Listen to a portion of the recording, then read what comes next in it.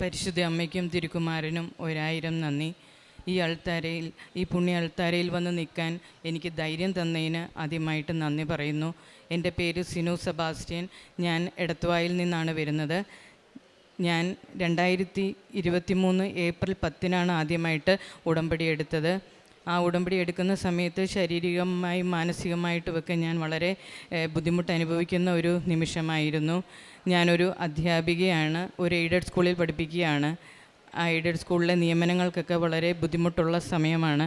2016 ഞാനൊരു ജോലിക്ക് പ്രവേശിച്ചതാണ്. പക്ഷേ എൻ്റെ അപ്പോയിൻമെൻറ്റ് പാസ്സാകാതെ പല തടസ്സങ്ങളായിട്ട് അത് നീണ്ടു പോവുകയായിരുന്നു. അതിൻ്റെ ഇടെ 2 പ്രാവശ്യം എനിക്ക് ആ ജോലിയിൽ തന്നെ റിവേർഷൻ സംഭവിച്ചിട്ടുണ്ട്. അങ്ങനെ ആയതുകൊണ്ട് പല ഓഫീസുകളിലും ആ ഒരു അപ്പോയിൻമെൻറ്റ് അവർ എടുക്കാറില്ലായിരുന്നു. പല തടസ്സങ്ങൾ പറഞ്ഞ് അതിങ്ങനെ നീക്കി കൊണ്ടുപോയിക്കൊണ്ടിരിക്കുകയായിരുന്നു. ആ ഒരു സമയം ഞാൻ വളരെയധികം വിഷമിച്ചു. ഒരു അധ്യാപികയാകാൻ വളരെയധികം ആഗ്രഹിച്ച ആളായിരുന്നു.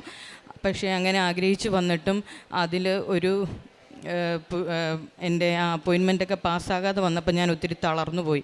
പക്ഷേ എൻ്റെ ആ അധ്യാപന ജീവിതത്തിൽ ഞാൻ ഒരിക്കലും എപ്പോഴും സത്യസന്ധമായിട്ട് തന്നെയാണ് പെരുമാറിയിരുന്നത്.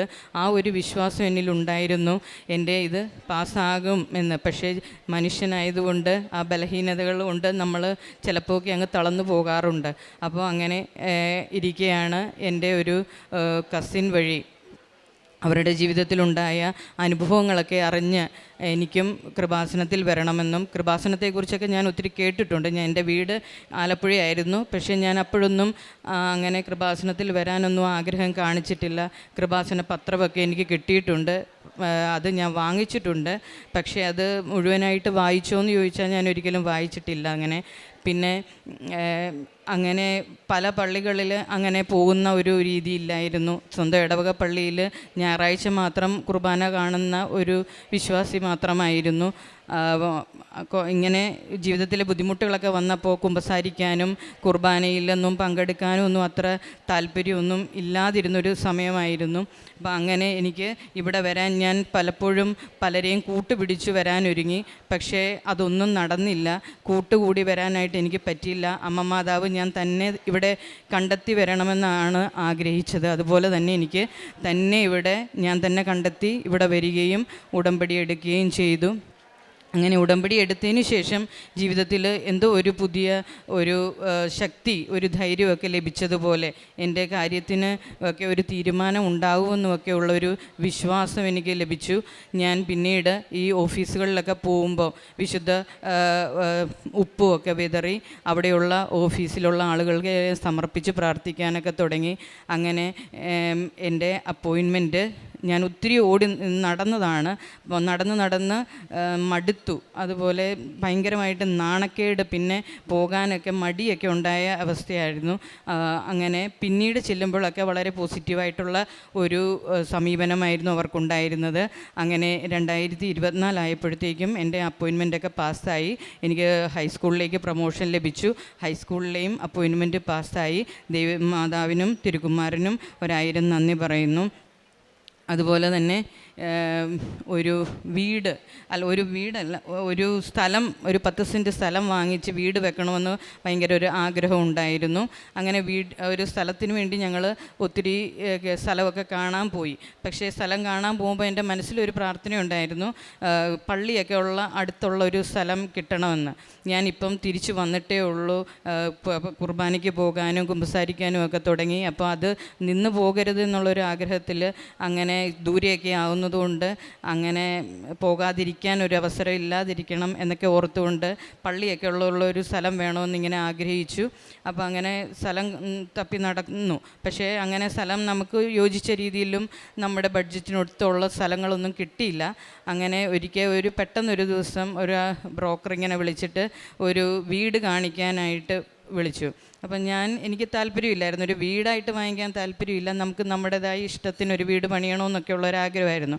അപ്പം ഹസ്ബൻഡ് പോയി കണ്ടിട്ട് പറഞ്ഞു, ഒരു വീടാണ്, കുഴപ്പമില്ല, ഒന്ന് വന്ന് നോക്കെന്ന് പറഞ്ഞു. പക്ഷേ എനിക്ക് വലിയ താല്പര്യമില്ല. എന്നാലും പുള്ളി പറഞ്ഞതിൻ്റെ പേരിൽ അങ്ങ് പോയി കണ്ടു. അപ്പം തന്നെ ഞാൻ എൻ്റെ കയ്യിൽ വിശുദ്ധ ഉപ്പും അതുപോലെ കാശുരൂപമൊക്കെ എടുത്തിരുന്നു. അങ്ങനെ ആ വീട് ചെന്ന് കണ്ടു. വീട് വലിയ കുഴപ്പമൊന്നും ഇല്ലായിരുന്നു. കുറച്ച് പഴയ വീടാണെങ്കിലും അത് കുഴപ്പമില്ലായിരുന്നു.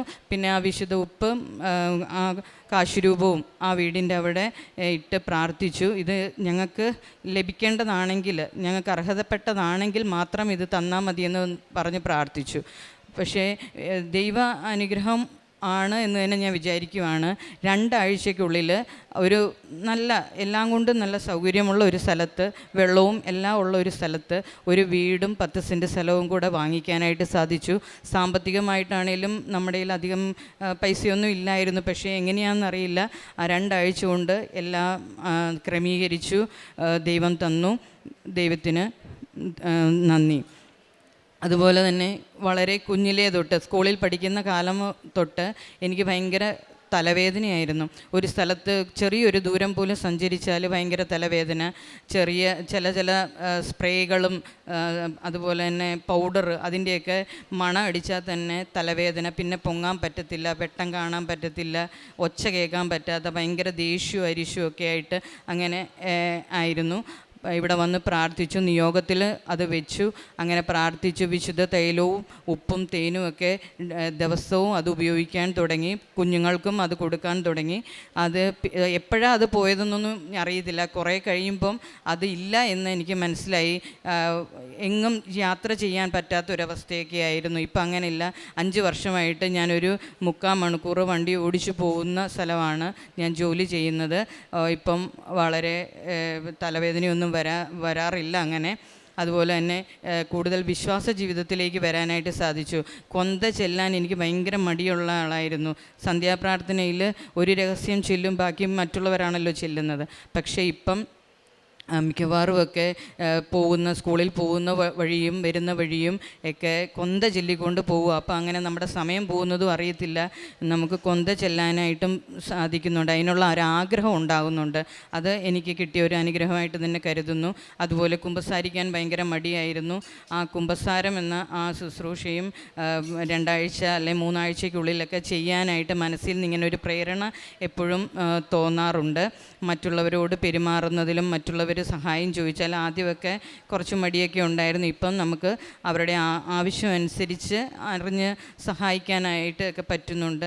അതുപോലെ പാവപ്പെട്ട പ്രായം ചെന്ന അമ്മച്ചിമാർ താമസിക്കുന്ന ആ വൃദ്ധാലയങ്ങളിലും അതുപോലെ മാനസികമായി ബുദ്ധിമുട്ടുള്ളവരുടെയൊക്കെ ആ ആലയങ്ങളിലൊക്കെ പോയിട്ട് അവർക്ക് ഭക്ഷണം കൊടുക്കാനും സാമ്പത്തികമായിട്ടും ഒക്കെ സഹായിക്കാനും ഇപ്പം കൊടുക്കുന്നതിൽ എനിക്ക് കുറഞ്ഞു പോകുന്നു എന്നുള്ളൊരു ഫീലിംഗ് ഇപ്പം തോന്നാറില്ല. മറ്റത് നമുക്കൊട്ടും തികയത്തില്ല എന്നുള്ളൊരു അവസ്ഥയായിരുന്നു. പക്ഷേ ഇപ്പോൾ മറ്റുള്ളവർക്ക് കൊടുക്കുന്തോറും നമുക്ക് ലഭിക്കുമെന്ന് നമ്മുടെ പല അനുഭവങ്ങളിലൂടെയും എനിക്ക് മനസ്സിലാക്കാൻ സാധിച്ചിട്ടുണ്ട്. എനിക്ക് ദൈവം ചെയ്തു തന്ന എല്ലാ ചെറുതായി വലുതുമായിട്ടുള്ള ഒത്തിരി അനുഗ്രഹങ്ങൾ ഈ കൂട്ടത്തിൽ എനിക്ക് പറയാനുണ്ട്. അത് മറ്റുള്ളവർക്ക് വേണ്ടിയായിരുന്നു. അപ്പോൾ ഇവിടുന്ന് പറഞ്ഞു, നമ്മൾക്ക് കിട്ടിയത് പറയാൻ പറഞ്ഞു. അങ്ങനെ ഒത്തിരി അനുഗ്രഹങ്ങൾ തന്ന അമ്മയുടെ മധ്യസ്ഥയിലൂടെ വാങ്ങിച്ചു തന്ന തിരുക്കുമാരനും അമ്മയ്ക്കും 1000 നന്ദി പറയുന്നു. സങ്കീർത്തനങ്ങൾ 37:5 നിൻ്റെ ജീവിതം കർത്താവിന് ഭരമേൽപ്പിക്കുക, കർത്താവിൽ വിശ്വാസമർപ്പിക്കുക, അവിടുന്ന് നോക്കിക്കൊള്ളും. സിനു സെബാസ്റ്റ്യൻ എന്ന ഈ സഹോദരി തൻ്റെ ഉടമ്പടി ജീവിതത്തിൻ്റെ 3 വലിയ ദൈവാനുഗ്രഹങ്ങളെ അമ്മയുടെ തിരുനടയിൽ സാക്ഷ്യപ്പെടുത്തുന്നു. ആദ്യത്തേത് 8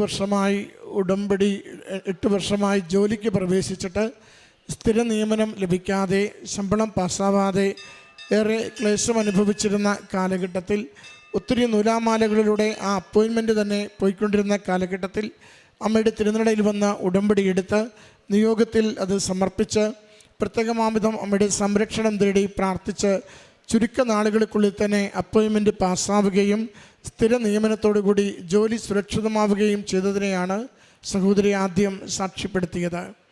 ഭാരങ്ങളെല്ലാം അവൻ ഏറ്റെടുക്കും, നമ്മുടെ കണ്ണീക്കണം അവിടുന്ന് ഒപ്പിയെടുക്കും. ഹൃദയത്തിൻ്റെ ആദികളെയും ആകുലതകളെയും അവിടുന്ന് ഏറ്റെടുത്തുകൊണ്ട് ശാന്തമായ ജീവിതം നയിക്കുവാൻ തക്കവിധം അവിടുന്ന് നമ്മുടെ മേൽ എപ്പോഴും കരുണയും കരുതലുമുള്ളവനാണെന്ന് വചനത്തിലൂടെ നമ്മളെ ശക്തീകരിക്കുകയും അനുഭവത്തിലൂടെ നമ്മളെ നിരന്തരം അവിടുന്ന് ബലപ്പെടുത്തുകയും ചെയ്യും. പ്രിയമുള്ളവരെ, ഉടമ്പടി ജീവിതം നമ്മളെ ഓരോരുത്തരെയും കുറേ കൂടി ദൈവാത്മാവിൻ്റെ പ്രവർത്തനമുള്ള ജീവിതമാക്കി മാറ്റുന്നു.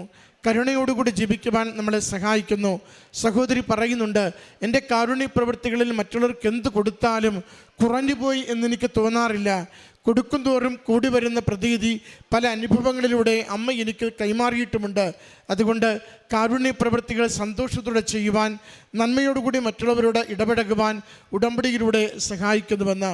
ഉടമ്പടി ജീവിതം നമ്മുടെ സമസ്ത മേഖലകളെയും സ്വാധീനിക്കുകയും അമ്മയ്ക്ക് നമ്മളെ തന്നെ വിട്ടുകൊടുക്കുമ്പോൾ ഹൃദയശുദ്ധിയോടും ദൈവശരണത്തോടും കൂടി ജീവിക്കുവാൻ നമ്മൾ തയ്യാറാകുമ്പോൾ ദൈവത്തിൻ്റെ വലിയ പ്രവൃത്തികൾ നമ്മുടെ നിസ്സാര ജീവിതത്തിൽ വേഗത്തിൽ വരുന്നതും ഇടപെടുന്നതും നമുക്ക് കാണുവാനാവും. അതിൻ്റെ സാക്ഷ്യങ്ങളാണ് ഈ സഹോദരി ഈ എൽത്താരയിൽ പങ്കുവെച്ചത്. ഈ കുടുംബത്തിൽ ലഭിച്ച എല്ലാ അനുഗ്രഹങ്ങൾക്കും അമ്മ മാതാവിനും തിരുക്കുമാരനും നന്ദി പറഞ്ഞുകൊണ്ട് കരങ്ങളടിച്ച് ഈ സാക്ഷ്യം നമുക്ക് സമർപ്പിക്കാം. അത്യപൂർവ ദൈവാനുഭവങ്ങൾ ഇനി നിങ്ങൾക്കും സ്വന്തം. ഈ യൂട്യൂബ് ചാനൽ ഇതുവരെ സബ്സ്ക്രൈബ് ചെയ്തിട്ടില്ലെങ്കിൽ ഇപ്പോൾ തന്നെ സബ്സ്ക്രൈബ് ചെയ്യുക. ഈ വീഡിയോ ഇപ്പോൾ തന്നെ നിങ്ങളുടെ സുഹൃത്തുക്കൾക്ക് ഷെയർ ചെയ്തുകൊണ്ട് കർത്താവിൻ്റെ പ്രേക്ഷിതരാകുക.